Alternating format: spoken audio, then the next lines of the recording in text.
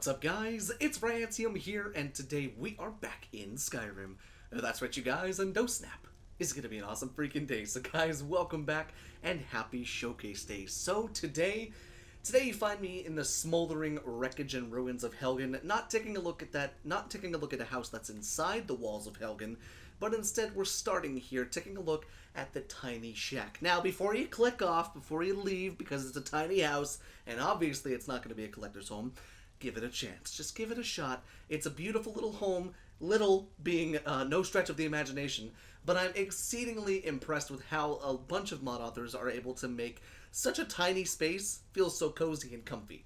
So, why are we exactly over in Helgen? Well, we're in Helgen because in order to get the key to the little tiny shack itself, you're going to want to find Helgen Keep. Now, this is probably vanilla start friendly as well as alternate start friendly because I used the alternate start.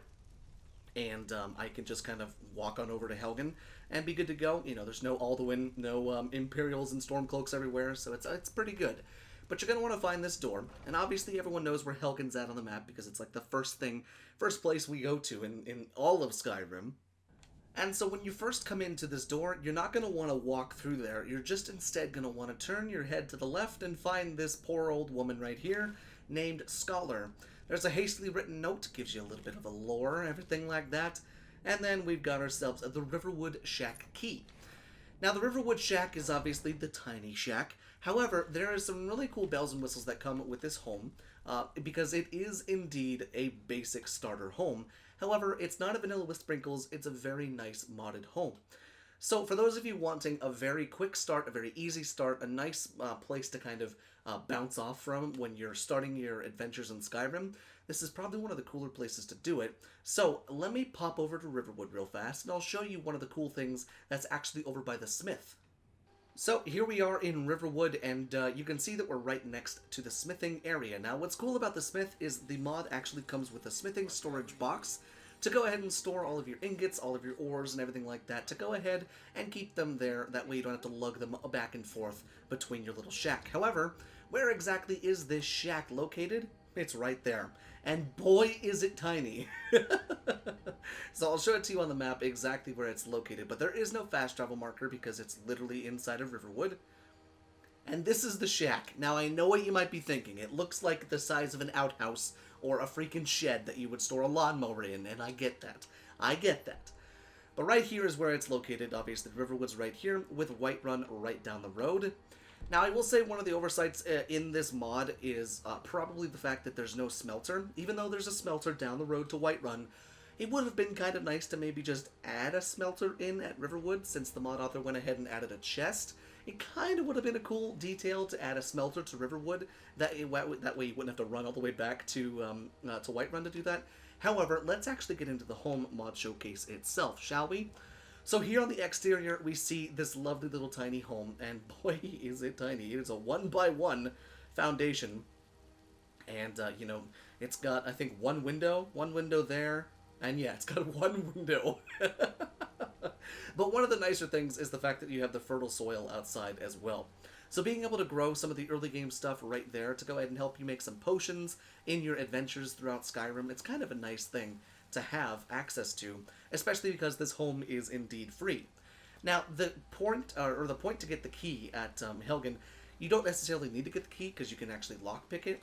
However, we can now head inside the tiny shack. And here we are. Don't stretch out your arms too far because you'll reach the opposite end of the home. So yes, this is your lovely little home located right outside of Riverwood. And like I said, I'm exceedingly impressed at how much detail can be added to a tiny little house just like this.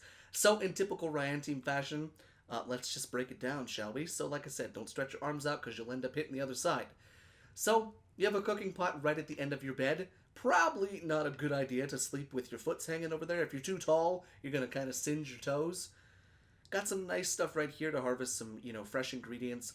Have a large sack as well as a vegetable basket right there to store a few things in. Then you've got yourself a kitchen shelf. Now again, all the static decor looks really, really nice. We've got ourselves a bookshelf for the bookworms of Skyrim. Not as grandiose and able to store as many books, but you know what? It works. It's functional. Little strong box right there, as well as a safe. and a Shrine of Akatosh. Now, there's two options on the bed. You have sleep on the bed, and you have use the bed for sitting. However, the camera for the sitting on the bed, nah, it doesn't work. So, unless you want to look at the safe the entire time, don't sit on the bed. Now, we got some cool little paintings around here, just to add a little bit of flair and a little bit of flavor.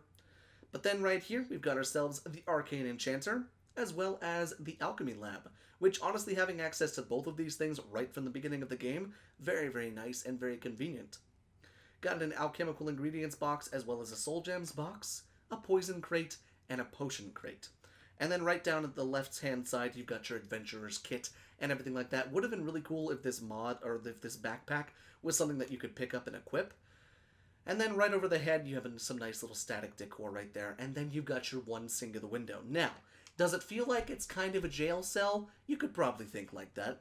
But I choose to look at it as a nice little retreat and or the perfect space to start your kind of fast travel free game, you know, adventure throughout the woods of Skyrim and everything like that. So I am very eager to hear what you guys have to say down there in the comment section about this little home. Would I use this home? Probably not. However, I think it was a really interesting way of packing everything into a really tiny space. I mean, I haven't seen a home this small, unless you count the ones that are literally inside of the Inkwell, or the one that's inside of the Staff of Shalador. Those ones are pretty tiny too. But I think on the grand scheme of everything and the grand scale of everything, this is a nice little starter home, and that's all it is. So, let me know down there in the comment section, guys, and until next time, thank you so much for watching, and I will see you in the next video.